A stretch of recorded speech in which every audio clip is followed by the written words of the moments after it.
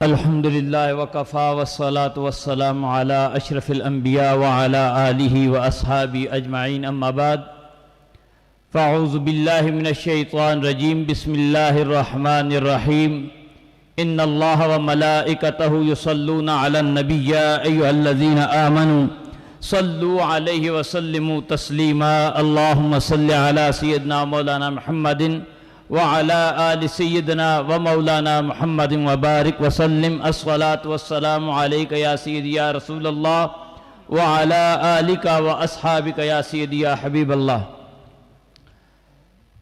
انتہائی واجب الاحترام سادات کرام، مشائخ عظام، ارباب علم دانش، السلام علیکم ورحمۃ اللہ وبرکاتہ.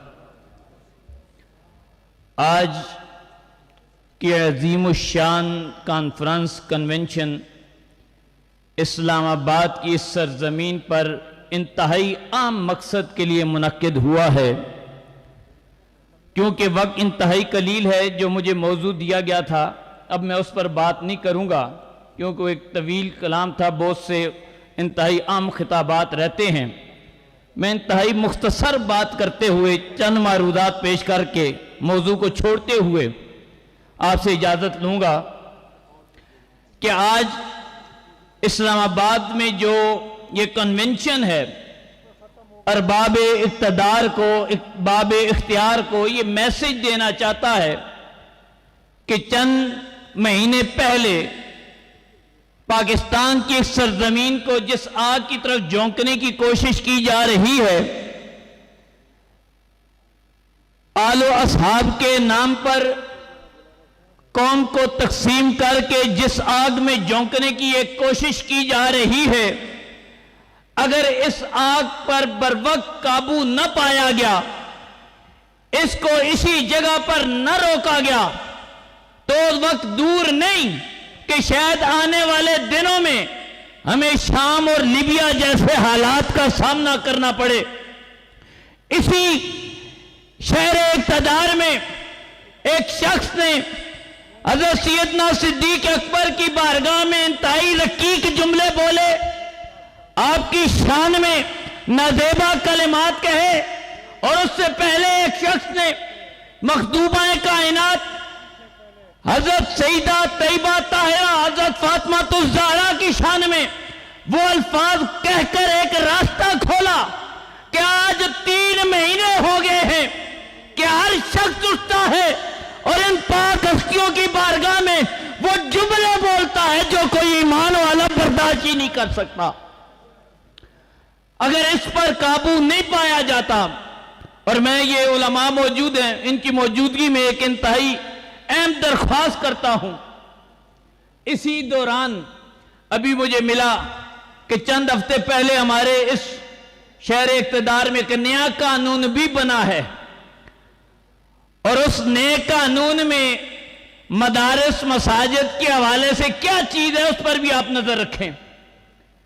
کیونکہ بہت سے ایسے قوانین ایسی آڑوں میں بنائے جا رہے ہیں تاکہ دین کی آواز مٹ جائے، دب جائے، ہم کہیں آپس میں لڑتے نہ رہیں، یہاں جگڑتے نہ رہیں، اور یہ دین کا جو باغ ہے اسے ویران کرنے والے اپنی سازشیں نہ کھیل جائیں.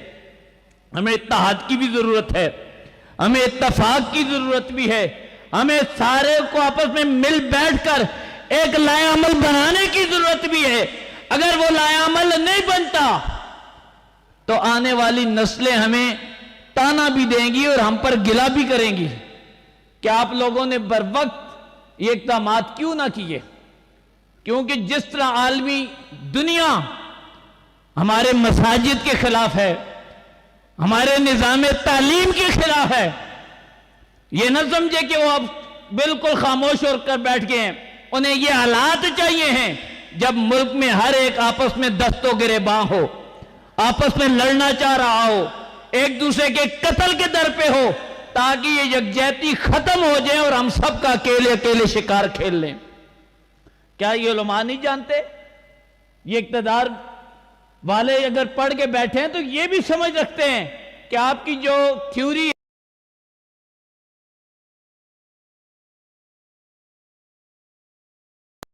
قواعد اپنے اصول و ضوابط مسلط کر دو۔ اس لیے انتہائی میں تمام ہمارے قائدین یہ ہم سے زیادہ سمجھتے ہیں، ان سے دستبستہ عرض کرتا ہوں کہ یہ آنے والے حالات اس ملک کے لیے آپ زیادہ ہم سے سمجھتے ہیں، جس طرف یہ ملک کو لے کر جا رہے ہیں، ہم ان حالات میں اس ملک کے لیے کوئی اچھا ایسا کام کر لیں جس سے آج الحمدللہ عظیم صحابہ کی عظمت کے لیے، آل نبی کی عظمت کے لیے سارے یکجا ہیں۔ یہ چہرے آپ دیکھ لیں، کوئی کراچی سے ہے، کوئی لاہور سے ہے، سارے اس مقصد کے لیے آئے ہیں کہ ملک ہے تو ہمیں اسلام کی آزادی بھی ہے۔ اگر یہ ملک انتشار کی طرف چلا جاتا ہے تو پھر شاید ہمیں اپنے عقائد پر عمل کرنا بھی مشکل ہو جائے، لہذا امن کے ساتھ ہم نے ان بدبختوں کا راستہ بھی روکنا ہے اور اس ملک کی حفاظت بھی کرنی ہے۔ آخری بات، نبی اکرم صلی اللہ علیہ وسلم کے زمانے میں وہ صحابہ کرام، بلکہ ان صحابہ میں سے بھی حضرت عبداللہ بن مسعود رضی اللہ تعالی عنہ کی شخصیت علمی طور پر کسی تعارف کی محتاج نہیں، جنہوں نے اپنی ساری زندگی ڈیوٹی یہ دی کہ جہاں پر سرکار ہوتے تھے آپ وہاں خدمت پر مامور ہوتے تھے۔ آپ کو لوگ یاد یہ حوالے سے کرتے تھے کہ وہ شخص ہیں جن کی ڈیوٹی یہ ہے کہ سرکار دو عالم کے نالین کی حفاظت کرتے ہیں، ہر جگہ ساتھ ہیں۔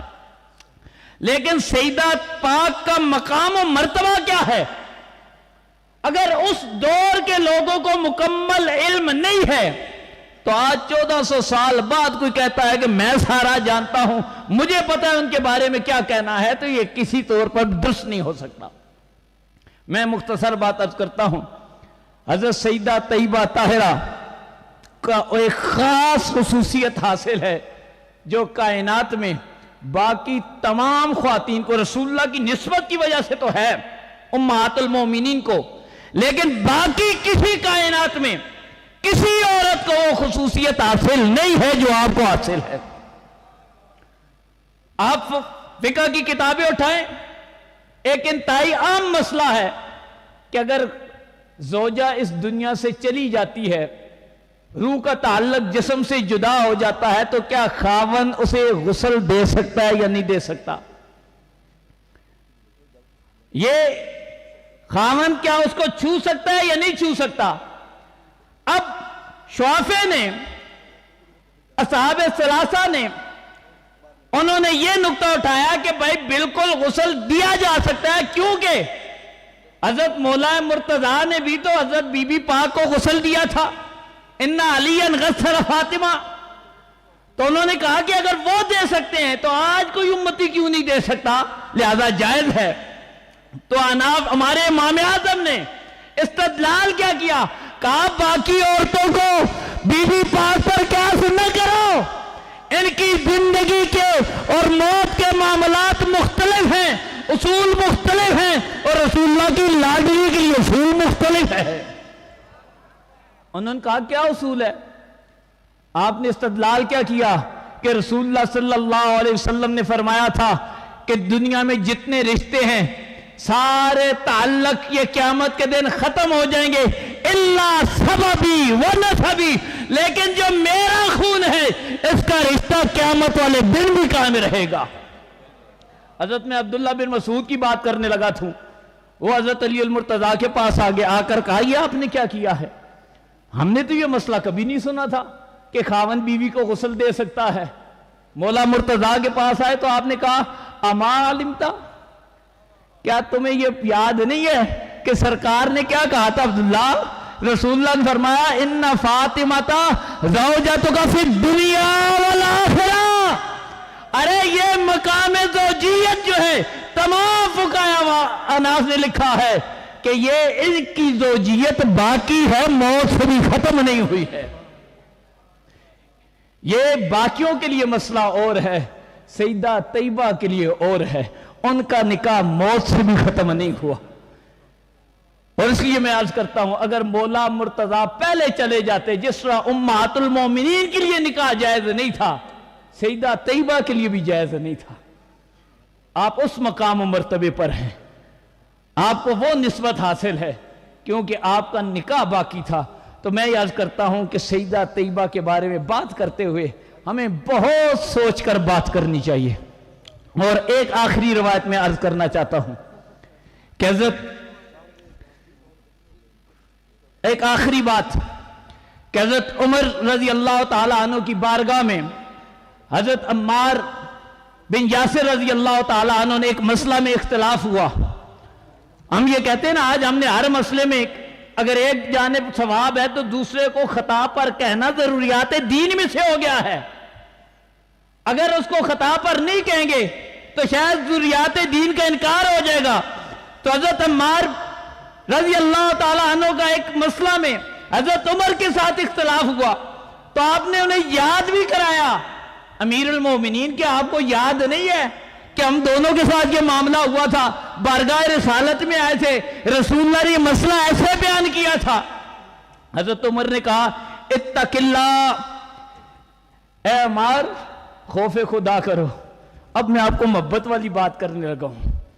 صحابی رسول ہیں, نماز کا مسئلہ ہے کہ نماز اگر پانی نہ ملے تو تیمم کے ساتھ جائز ہے یا نہیں ہے اگر کوئی جنبی ہے.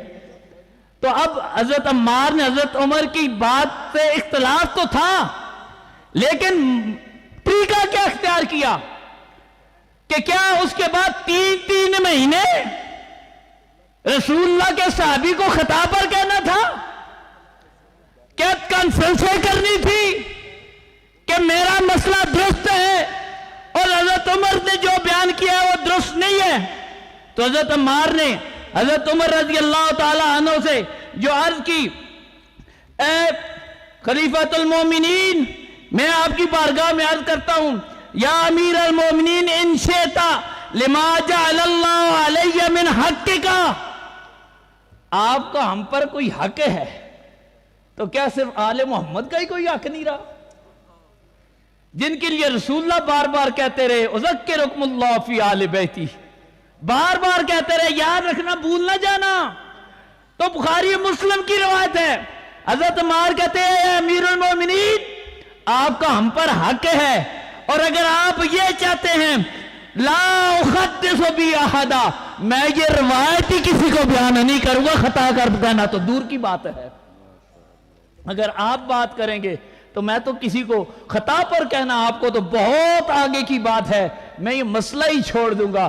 تو ہمیں حضرت عمار سے ہی کوئی تعلیمات حاصل کر لینی چاہیے کہ ہم بی بی پاک کے بارے میں کیا کانفرنسیں کر رہے ہیں, کیا باتیں کر رہے ہیں. اللہ رب العزت ہمیں اس موضوع کو سمجھنے اور ادب کا دامن تھامنے کی توفیق عطا فرمائے. وآخر الدعوایا ان الحمدللہ رب العالمین.